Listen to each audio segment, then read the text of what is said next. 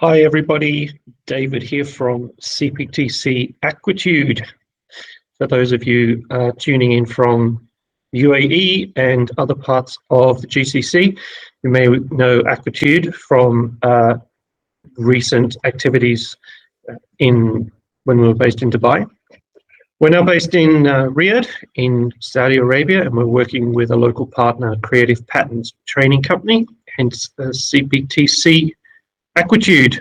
You can find out more about what we're up to on our local website, which is cptc-aquitude.me, and I will show you a little bit more about that later on. So just waiting for a couple more people to log in, and then we'll get started with the presentation, which will be all around the trends and the next iteration of customer experience.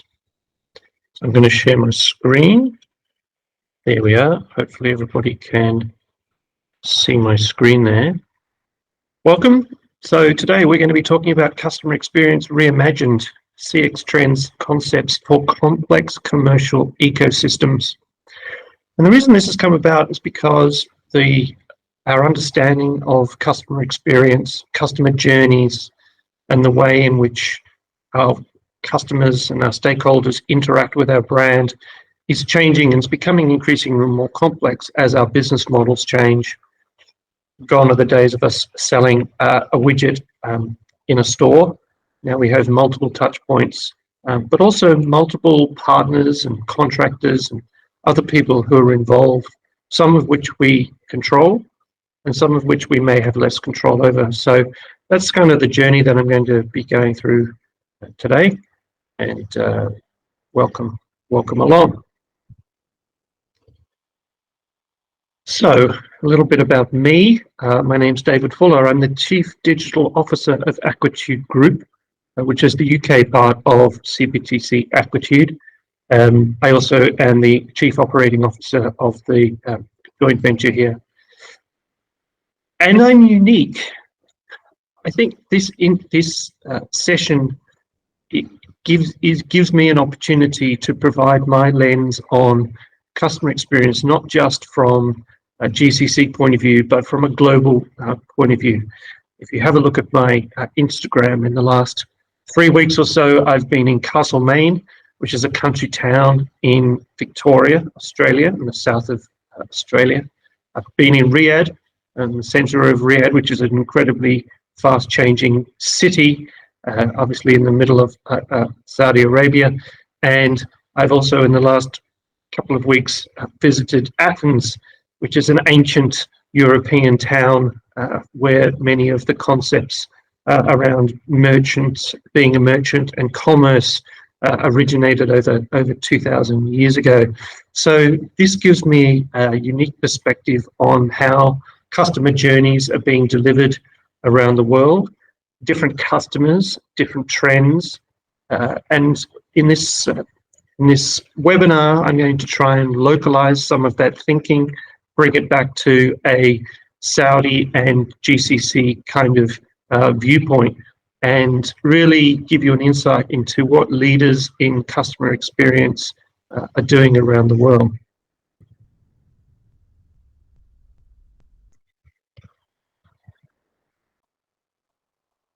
So in this session, we'll be covering a few things. The first one is we're going to revisit CX and position it as a key part of your brand marketing strategy.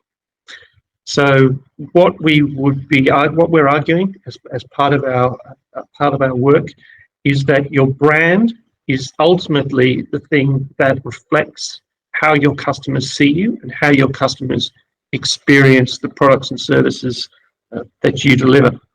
And obviously some of you who work in CX will know of a concept called NPS, Net Promoter Score, which asks a question as to whether or not you would recommend a brand to your friends and family.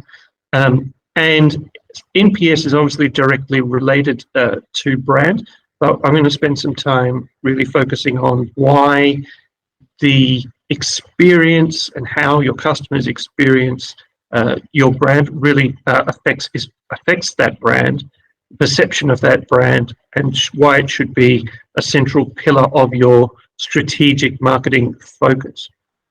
I'm going to have a look at customers past, present, and future. Because again, we talk about customer experience, and at the center of a customer experience is obviously that customer. But that customer is changing, and that the customer that you dealt with and built when you built the brand may not be the same as your customers today, and may not be the same as what your customer looks like in the future.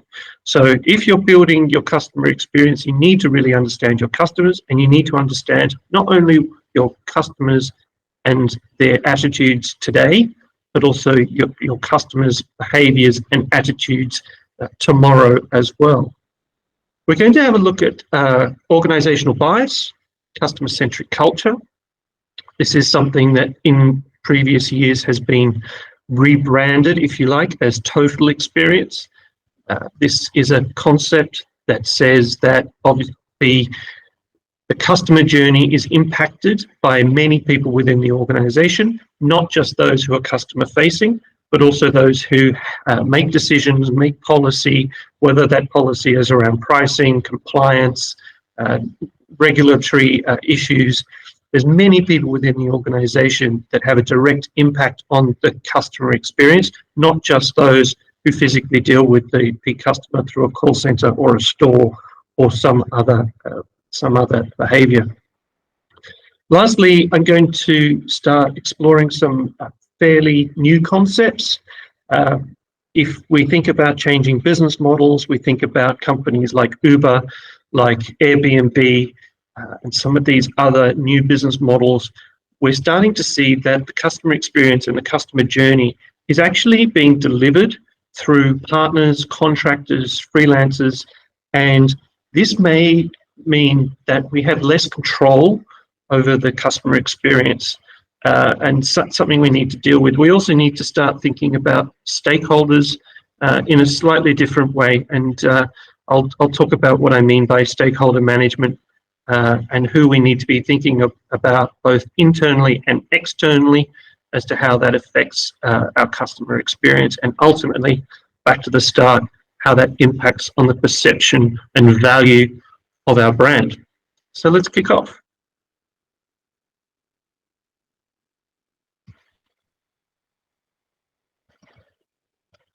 All right, so how much is your brand worth? Your brand is your customer promise, all wrapped up into a single identity. That'd be the combination of your logo, your palette, your website, your app, your experience, your people, your culture. Your customer promise includes the customer journey and includes the experience. In some cases, the customer experience is all about, the brand is all about the experience, the lack of friction, the ease of doing something, the service levels that your customers experience. Your brand worth is determined by the value derived by the customer versus their expectations over and above the cost of providing that experience. And so that is why Apple and other companies that are worth so much money over and above that their market capitalization is so much more than what their turnover is, or what the value of the components of the products that they sell are. So anyone who's ever walked into an Apple store and experienced the way in which you transact, the way in which you interact with the devices, the way in which you check out using a mobile device with an associate in the middle of the store rather than having to stand in line at a traditional point of sale.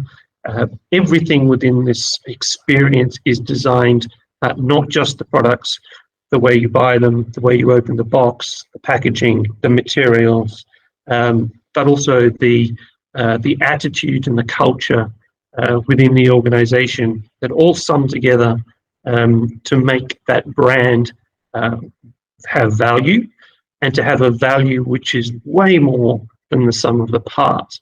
And that's really where we want to set this conversation today, to say that we're not just talking about a single interaction in a live chat session. We're not just talking about a single interaction via a support center. We're not just talking about an interaction in a store or in a venue.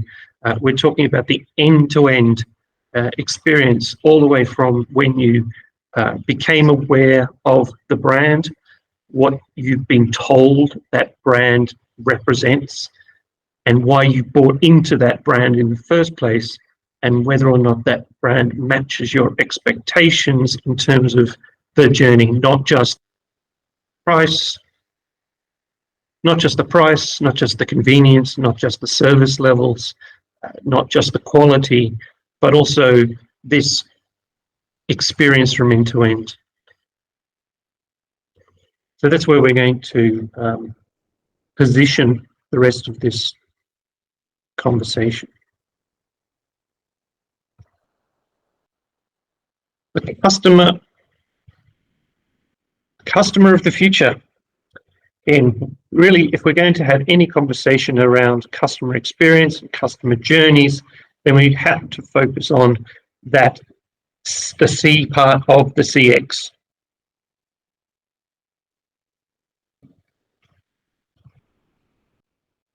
Okay, what do these three people have in common?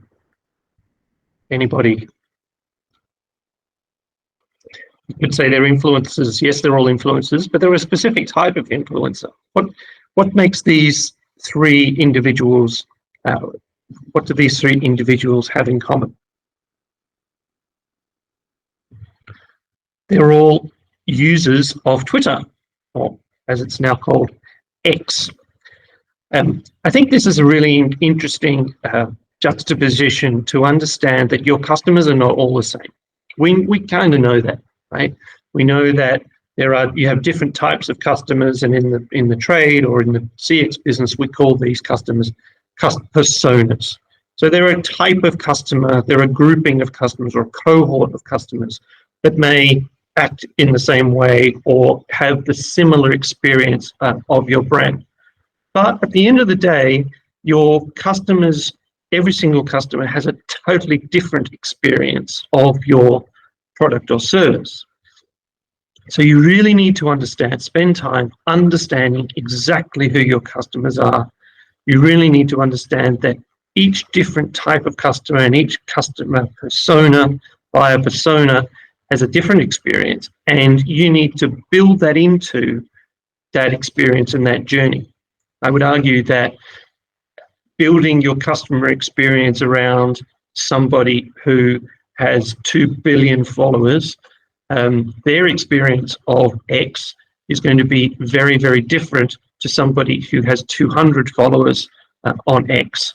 The experience and the way that each of those two people experiences the platform or the product is going to be completely different, and therefore you need to be careful of designing your product or service or experience or journey for the wrong customer.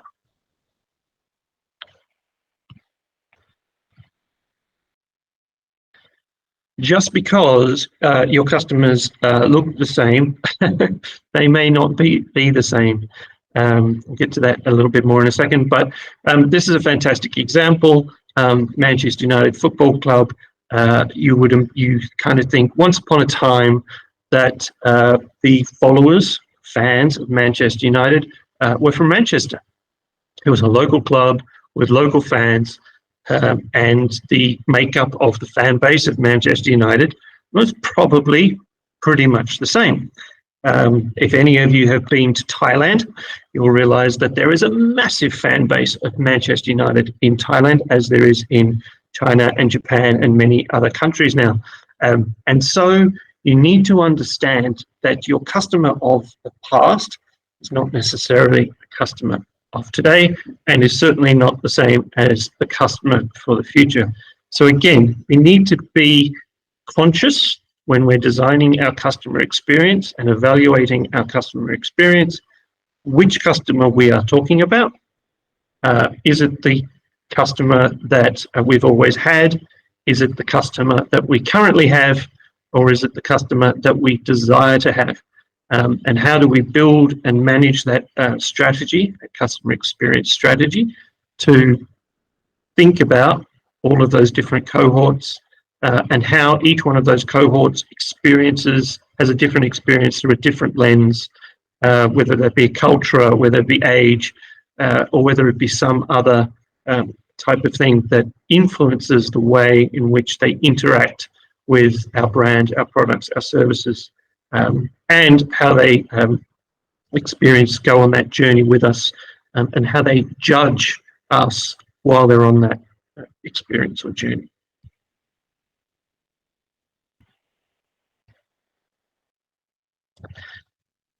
Some of the differences in our customers we can see, and this is also changing as we have moved from an analog store-based environment where a customer walks into a store in a mall or a store on the high street, and instantaneously somebody who works in one of our stores can make a judgment about that customer.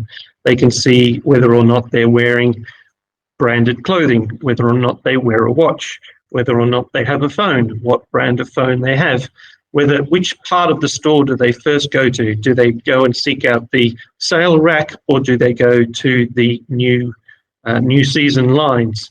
Are they male or female? What age are they? All of this information we can gather about a customer if they walk into a store. However, as we start to sell more online and through different channels, we have less ability of being able to really understand exactly who our customer is. We can get some indications through their behavior as to whether they are a signed up user on our app, whether they're part of our loyalty program, what type of pages they interact with on our website, what type of communications they respond to. Do they interact with us via WhatsApp? Do they interact with us via our TikTok page? Which communications or promotions do they resonate with? We can start to build a picture about our customers through digital channels. However, that is becoming more difficult. Apple has cut off some of our ability to gain information about our customers, and there are other regulations that are happening around the world which may make it more difficult for us to understand our customers if they are the first time they've been to our website or our app, the first time they've interacted with us via a digital channel. This is also being made a little bit better and worse through the use of AI. Some of you may have been contacted via LinkedIn through AIs that are trying to guess who you are, where you work, what you do, and what you might be interested in. But it is, so the more data we have, sometimes we know our customers better and sometimes we don't. But we may not be measuring the right things. And this is also an interesting next generation thinking about our customers. It's not just, yes, we might have the best price in the marketplace. Yes, we might have the best service in the marketplace. Yes, we might be seen as being great value, but our customers are still not happy with us. And that might be for something that we can't see, and they won't necessarily come and tell us about. So, for example, single-use plastic. Your customers may be thinking, why are you still using single-use plastic bottles? Why are you still using plastic in your packaging? Why aren't you looking for alternatives to plastic within your supply chain? And everything else you do might be perfect, but if sustainability is something that your customer is passionate about, then they might be marking you down, looking at you through a slightly different lens if single-use plastic is something that really pushes their button. Similarly, they might be vegan. They might be looking at to say, actually, I want an alternative to leather. I want an alternative to some of the ingredients that you're using in your products, whether that be face cream or foodstuffs or whatever it is. Again, if that is a customer segment that is important to you and you are ignoring what they're thinking from their lens and their point of view, then everything else might be ticking a box and you still might not be resonating with the customer because of some of these other attitudes, whether that's diversity, the number of women that you have in leadership positions, whether or not you power your office through solar power. There's a whole bunch of different lenses that you might be being judged by that you're not currently measuring. And that doesn't necessarily come up in sentiment analysis either, which is very product-based or service-based. This is very much about how customers exist within a larger ecosystem and the real world. And we'll come back to that when we start to talk about stakeholder management.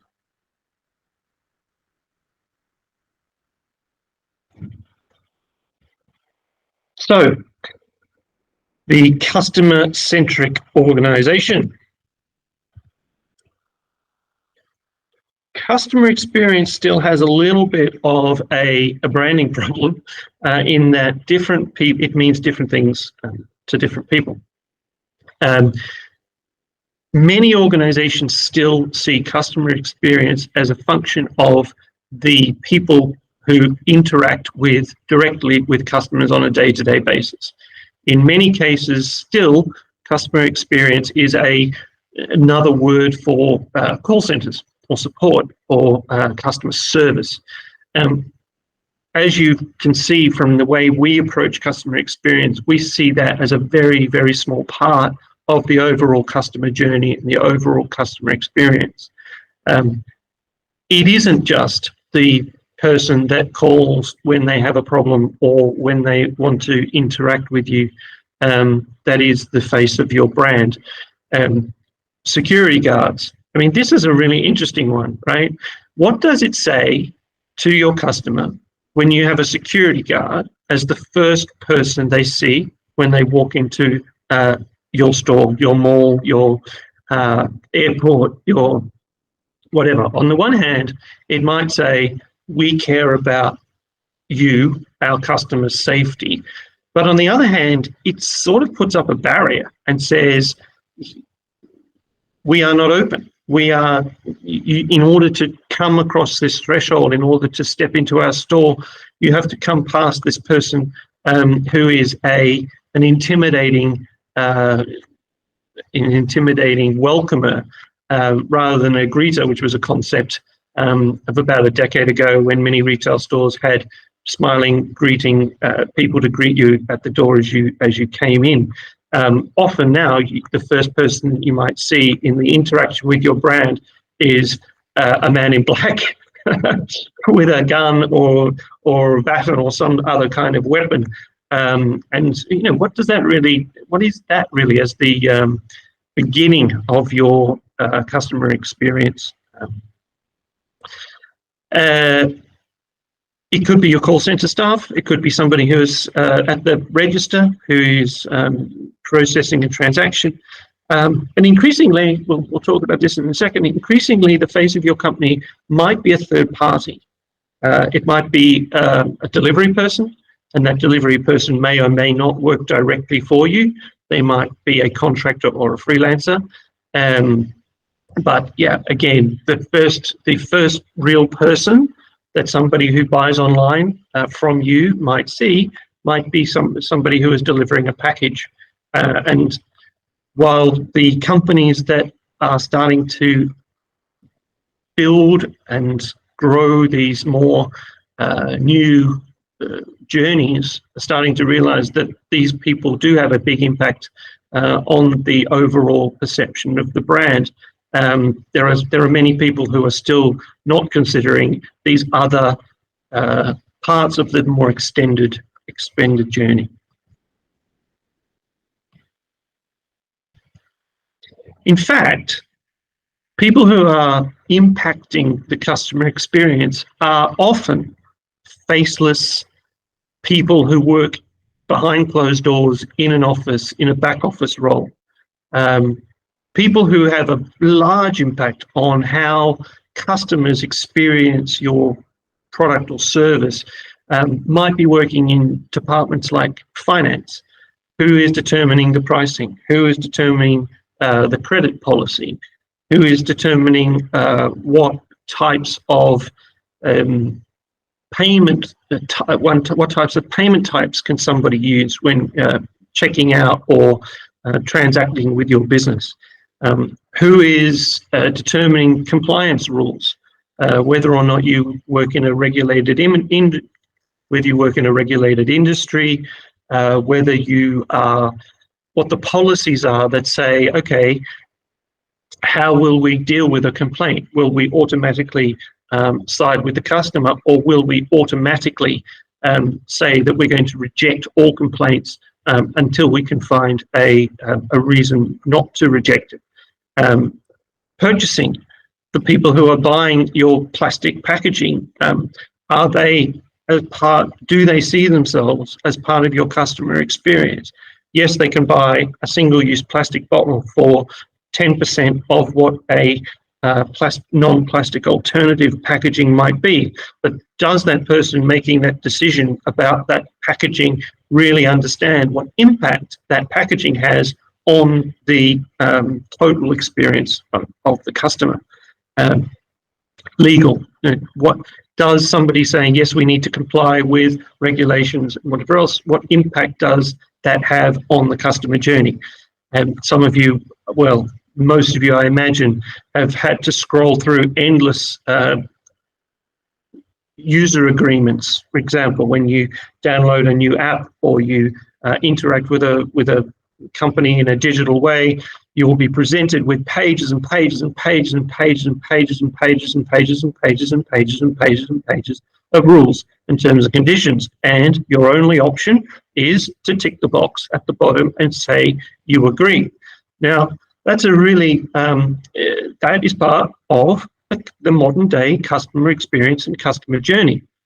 Yes, you have to do it from a certain point of view, but do the people who are looking at those rules and looking at those policies and looking at those practices really understanding what their impact is on the customer and ultimately on the brand?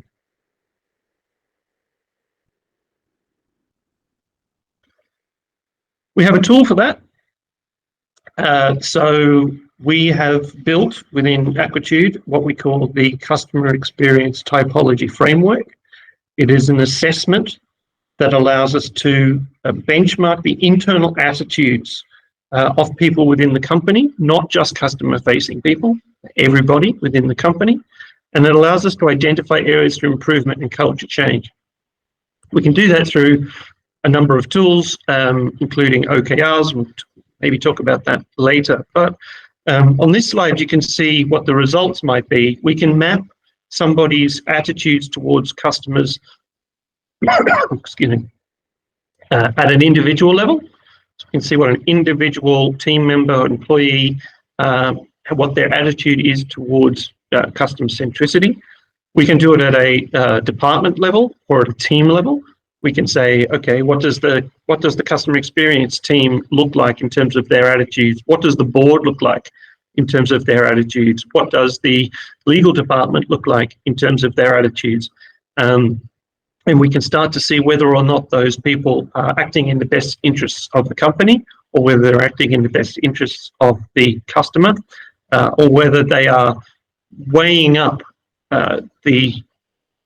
what is best for the company, what is best for the team, and what is best for the customer. Because at the other end of the scale, we don't want people who are so customer centric that they are willing to lose the company money or have a negative impact on the company just by making the customer happy. So we need to find that balance, and this customer experience typology allows us to see where some of those outliers are and allow us to take a pulse of the internal culture, identify where change may be required, whether that be through training, through programs, or through implementing systems, including objective key responses. And so, for example, here we have 4 types. We have a customer champion, who again is not necessarily somebody we want. This might be somebody who is quite willing to discount past the limits that we have set. Might be someone who is happy to give a refund even though no refund is really required or justified. We have a customer star, who is somebody who balances the needs of the organisation with the needs of the customer. We have team players. These are people who are really thinking about the company only and not about the customer. And they're not necessarily people we need to change their behaviour. And then we have a concept called a lone wolf. This is somebody who's a little bit more selfish, somebody that's acting out for their own ends. They might be somebody who is very career orientated, looking about how they operate within the organisation, without necessarily thinking about customers and without necessarily thinking about the team, thinking about themselves. And obviously, we want to minimise that type of attitude.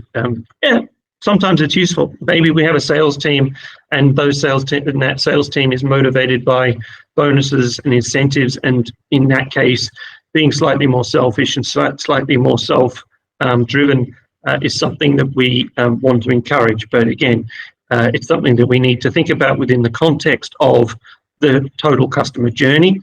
And this tool, this solution, allows us to not only benchmark where the culture of your team and your organisation is today. We can then put in place measures, whether that be training, whether that be other practices. We do the experience typology assessment again, 3 months, 6 months down the line, and see what's changed, to see whether the needle has actually moved within the organisation.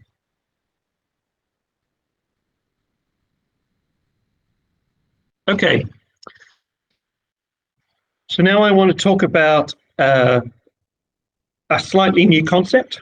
It's something that, again, we as Aquitude like to go out into the world and see what's happening in other industries, see what's happening in other markets, and take some of that thinking and bring it back to what we're doing right now in the leadership of customer experience in the GCC and Saudi Arabia. But also from in a wider context. So I want to speak a little bit now about what we call stakeholder management. And the reason this came about, again, is because, as I said at the beginning, business has changed and business models are changing. So once upon a time, we would have a very vertically integrated business. That business would source raw materials. They would add value to those raw materials. They would package them up, sell them through a store, maybe even their own stores, and or direct to customer. And in that older model, the brand, the company, has a lot more control over the customer experience. There are some things that are out of their control. So, for example, if you are selling your product through a supermarket, then that supermarket is going to have an impact on the customer experience. So what your product might be priced at might be different in different supermarkets. You may or may not have complete control over that.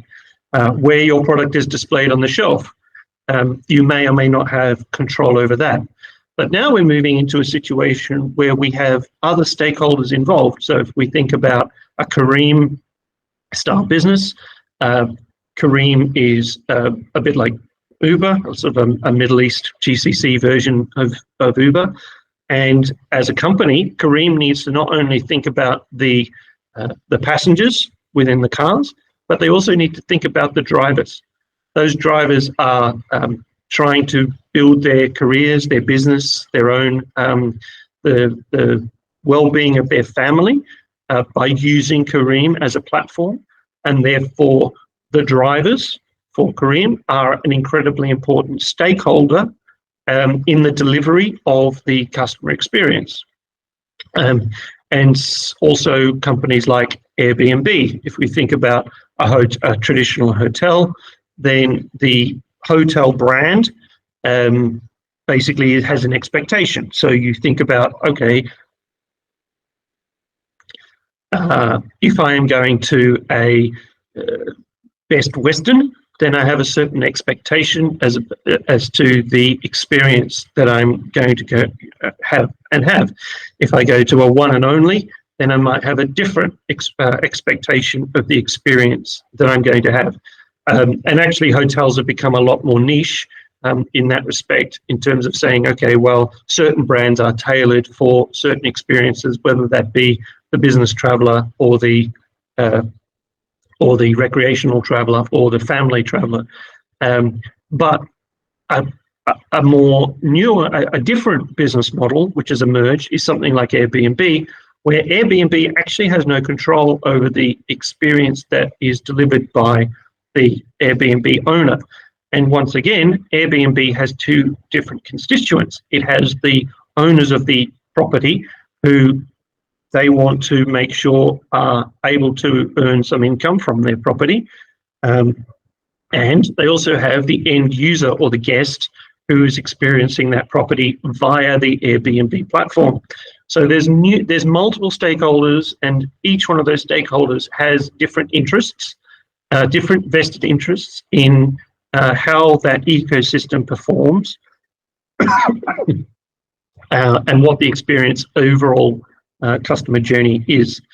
And again, we're seeing this across multiple different verticals, where you have layered interests, whether they be contractors, freelancers, third parties, regulatory bodies. I'll talk about those a little bit more. So again, recently we've been talking about a concept.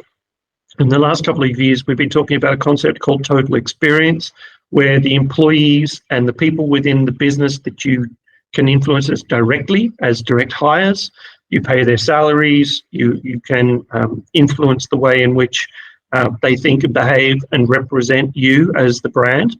Some of that control is being outsourced to third parties, and this means that your control and your influence over the complete customer journey is not as easy to manage, and you need to think about these other people who are providing those services on your behalf, on behalf of your brand, in a slightly different way.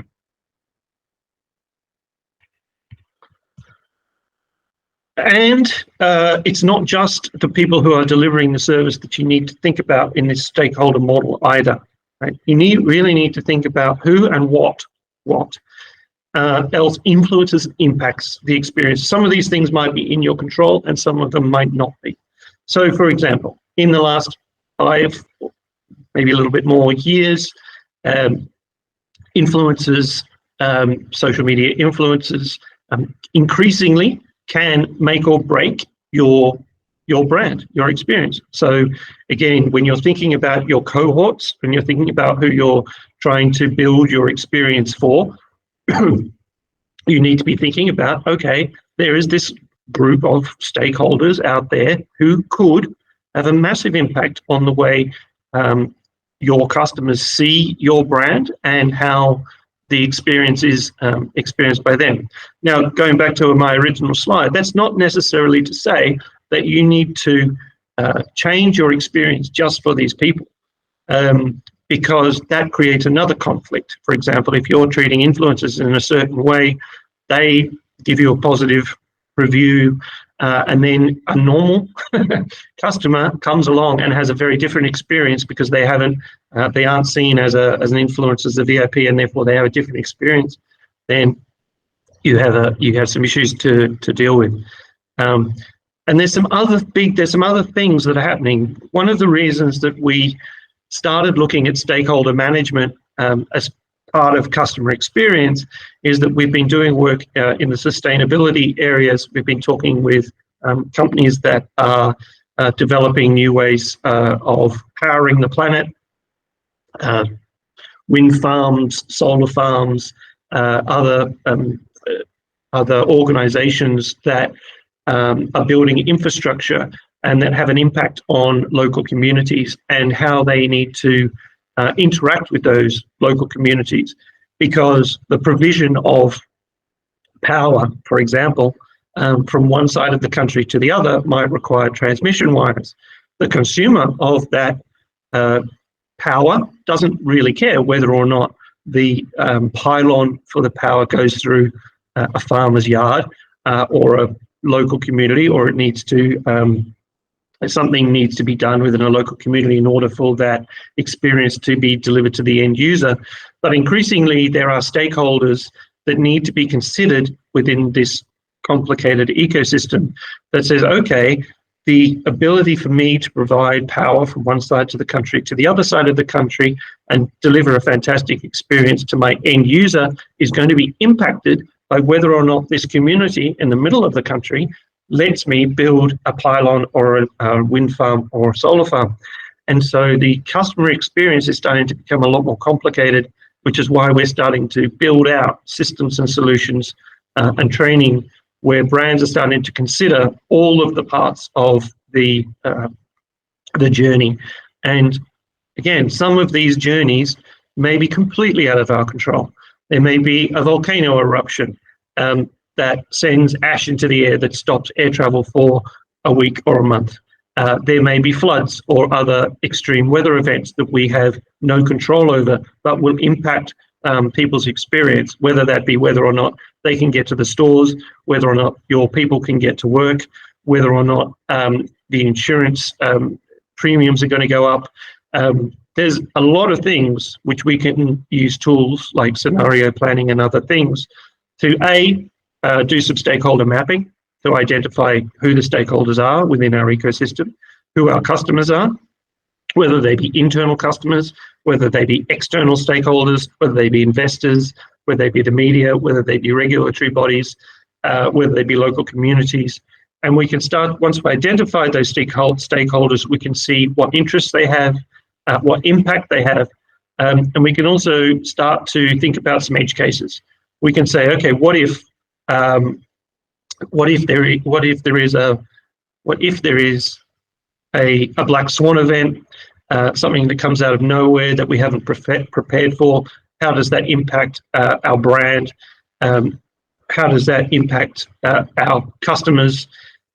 Because at the end of the day, you also need to understand that customers are making a decision about whether or not they consume your products and services. It reflects back on them. So if you do something that is criticized, makes the company look less than perfect, not great, then somebody who has purchased that product and is effectively virtue signaling by saying, I wear this certain type of clothing, or I drive this certain type of car, or I fly this airline, that choice actually reflects back on them. They need to be happy to say, I fly this airline because I'm comfortable with the brand and how that brand reflects back on me, and which is why stakeholder management is starting to become increasingly important within the total customer experience strategy development. And that's where we're going now with the leaders that we're speaking with and we're working with in the customer experience space. These are the types of issues that we are speaking to leaders about, and that are really pushing the boundaries of customer experience, understanding not just customers but stakeholders, and creating journeys that are custom built for each one of those stakeholders in order to at the end of the day increase your brand value in the long term. So that's me trying to condense 2 or 3 days worth of quite advanced customer experience stakeholder management training into less than an hour. I will briefly take some questions, and then we will let's do some questions and see what happens. Yeah, so that's a great question. Data is AI is going to have a big impact on the customer experience, but I don't necessarily think all of the impact that AI has on customer experience is going to necessarily be good. AI still has some really, really big problems with Personalisation. Many of the models that are currently exist have been trained using Western data. They're not very good at diversity. They default to a very white Western kind of viewpoint, because that's where most of the data that they've been used to be trained on is coming from.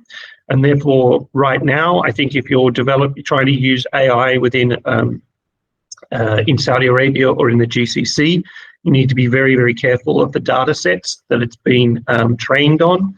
You need to be very conscious of bias. So, for example, if I wrote a post, an article a couple of months ago, and I asked it to, I asked Midjourney, which is a generative AI, to draw me an Australian entrepreneur. The results that it came back with were all male. They were all of a certain age. They were all white. They were all wearing a blazer. I don't know why. Anyway, the input and the data that the model was trained on to sort of say this is an Australian entrepreneur did not reflect what Australian entrepreneurs look like. And therefore, you need to be very conscious of bias when you're using AI to develop buyer personas. You need to be very careful of bias when you're doing targeting. Because again, imagine if you were to say to a 5-year-old, describe our customer. The 5-year-old's not going to be very good. They're certainly not going to be as knowledgeable as somebody who might have worked in a store and has delivered your service for decades. Somebody who deals directly with customers might have a much better idea as to who your customers are. And so I wouldn't. Yes, I think AI can help within the customer experience, but it's probably not at a point yet where it can understand some of the nuances. And yeah, so yeah, be careful. Understand the data sets. Be constantly looking for bias, and yeah, just build out those user cases in such a way that you're making sure that AI is actually adding value to the process and the experience, rather than making it cheaper and easier. And yeah, at the moment, that seems to be where the focus is. There's some really interesting. So the question was, what else can we be using in order to create better customer journeys? There are some really interesting technologies out there which allow us to map how people are moving through a particular journey, but in an omni-channel way. So whether it be online, offline, through an app, we can start to use IoT devices. Wearables are increasingly becoming part of the journey. And the other thing we can do, which is something that again is quite advanced from a mapping point of view and a delivery point of view, is we're using things like VR to build simulations. We can train people on simulations within a virtual reality environment, which helps us to do testing, multivariate testing, as to how different customers might react to different scenarios without having to put those scenarios into the market. We can test them first within a virtual environment.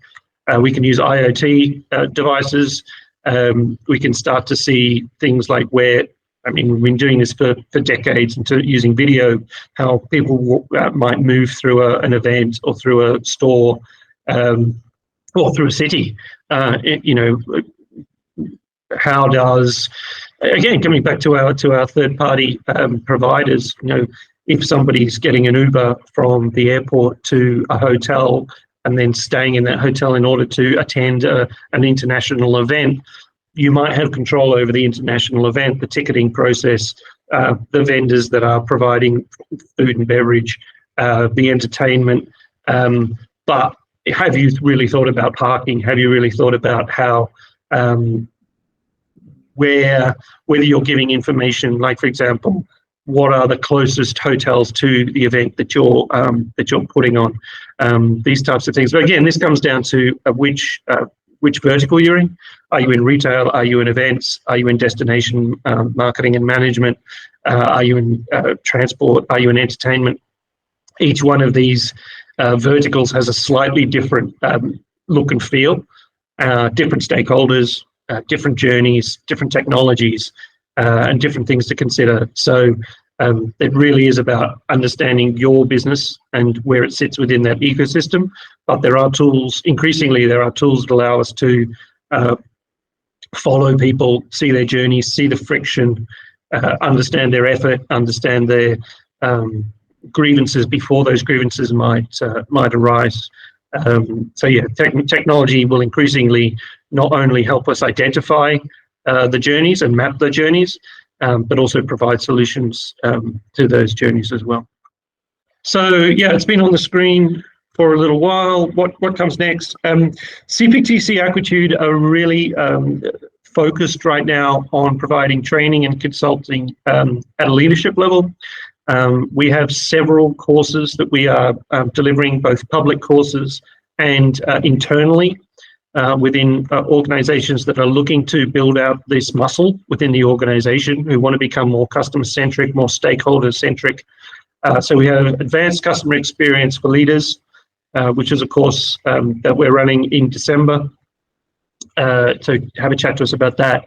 We're focusing specifically on guest and visitor experience. So if you are running events, large-scale events, small-scale events, festivals, sporting events, or you're managing a hotel or a destination, a mall, a city, a region, we have specialized courses for guest and visitor experience strategy. And for those who are willing to take the next step on the real complicated ecosystem strategy development, we have a course coming up, which is Stakeholder Management Integrated Ecosystem Experience Strategy. This is for very complicated customer journeys and experiences, cities, malls, destinations that have multiple providers, vendors, contractors, customers, and other stakeholders within the mix that all need to be understood and managed. So those courses are coming up. Like I said, they can be either a public course, or for more complicated businesses, it can make sense for us to customize those specifically for your organization. And yeah, so get in touch with the team about those. Happy to come and talk to you in Riyadh or Jeddah or anywhere in the kingdom, or more further afield in the GCC. If you want to contact me directly, feel free. I'm David at aquitude.com, and you can find me on LinkedIn. You can find me pretty much anywhere. Instagram, WhatsApp. Yeah, feel free to reach out. I'm happy to answer any more questions that you have, or come and meet you in the kingdom or nearby. So thanks very much for attending this webinar. This will be available online. So if you know people who didn't manage to register for today but might be interested in this content, please share it, and I'll share the link so that you can do that. And I look forward to catching up and talking about some of these advanced concepts and trends sometime soon. So thanks a lot.